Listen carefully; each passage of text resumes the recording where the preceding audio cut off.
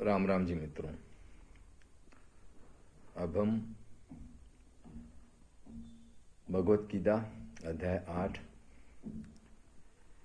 के श्लोक 14, 15, 16 और 17 में प्रवेश कर रहे हैं। भगवान श्री कृष्ण अर्जुन से कह रहे हैं, अनन्य चेता सततम यह माम स्मरति नित्यशः तस्य अहम सुलभः पार्थ नित्ययुक्तस्य योगिनः। और हे अर्जुन, जो पुरुष मुझमें अनन्य चित्त होकर सदा ही निरंतर मुझ पुरुषोत्तम को स्मरण करता है, उस नित्य निरंतर मुझ में युक्त हुए योगी के लिए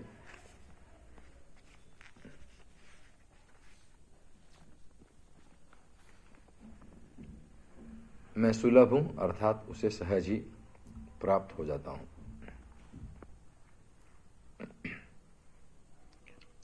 अगले श्लोक में भगवान श्री कृष्ण कह रहे हैं, माम उपेत्य पुनर्जन्म दुःखालयम आशाश्वतम न आपनवन्ति महात्मानः समसिद्धिम परमाम गताः। और वे परम सिद्धि को प्राप्त महात्मा जन मुझको प्राप्त होकर दुखों के घर एवं क्षणभंगुर पुनर्जन्म को नहीं प्राप्त होते।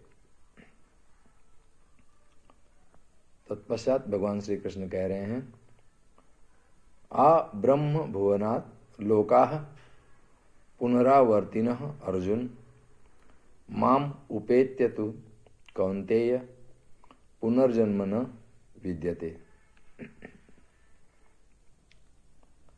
क्योंकि हे अर्जुन, ब्रह्मलोक पर्यंत सब लोग पुनरावर्ती हैं, परंतु हे कुंती पुत्र, मुझको प्राप्त होकर पुनर्जन्म नहीं होता।